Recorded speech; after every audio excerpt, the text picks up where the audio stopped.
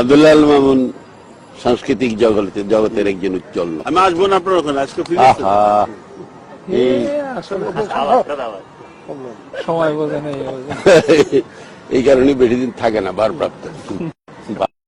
মাননীয় সদস্য হাজী মোহাম্মদ সেলিম, ঢাকা ৭, আপনার সময় ৩ মিনিট। রহমানুর রহিম। 3 মিনিটে মাননীয় স্পিকার কিছুই হয় না। ওই মহিলা নার্ভাস হয়ে যায় 3 মিনিটে। আর নারীর এত ক্ষমতায়তনে কি যে কষ্টে আছি এই দেশের মধ্যে।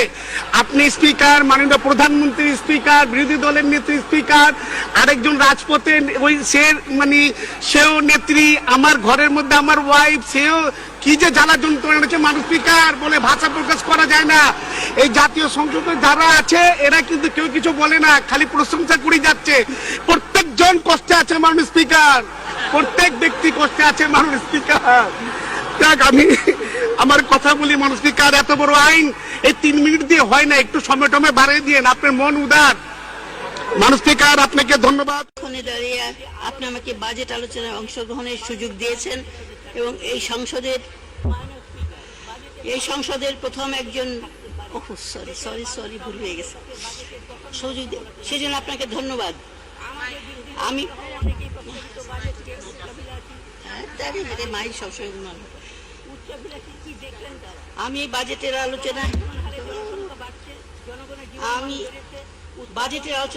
শুরুতে শ্রদ্ধাবন্ত চিত্তে স্মরণ করছি। আমি মাইক থেকে অনেক দূরে, তাই শুনে যাচ্ছে না। ঠিক হয়ে যাবো, ঘুরছে না গো, আমি তো দাঁড়িয়ে আছি কেন ঘুরছে?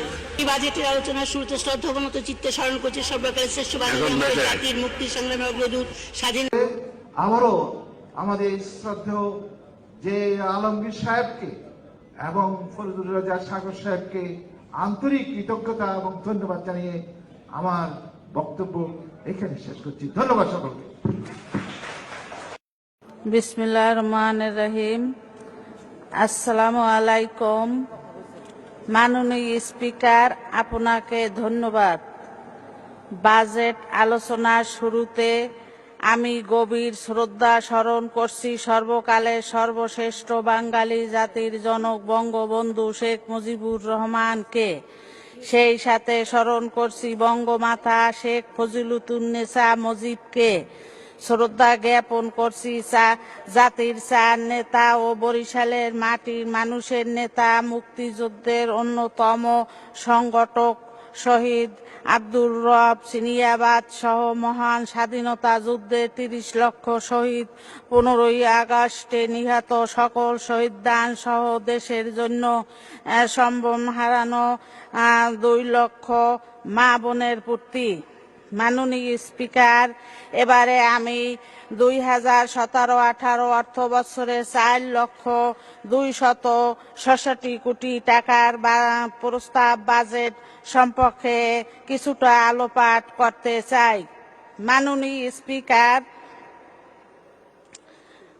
মাননীয় প্রধানমন্ত্রী জননেত্রী শেখ হাসিনার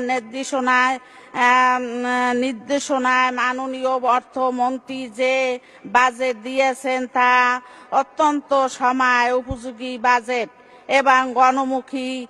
এই বাজেট যে গণমুখী হয়েছে তার প্রমাণ বাজার পরিস্থিতি। বিভিন্ন সময় আমরা দেখতাম বাজেট দেওয়ার সাথে সাথে বাজেটের জিনিসপত্রের দাম বেড়ে যেত, কিন্তু এবার বাজেটের পর দেশের বাজার পরিস্থিতি স্বাভাবিক রয়েছে।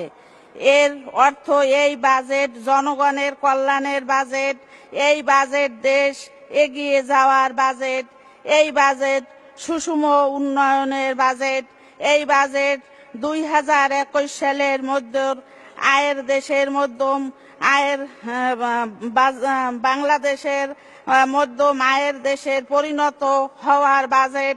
তাই এই রকম একটি সুন্দর গণমুখী বাজেট প্রদানের জন্য মাননীয় প্রধানমন্ত্রী জননেত্রী শেখ হাসিনা ও মাননীয় অর্থমন্ত্রীকে আমার এলাকাবাসীর পক্ষ থেকে আন্তরিক অভিনন্দন জানাই।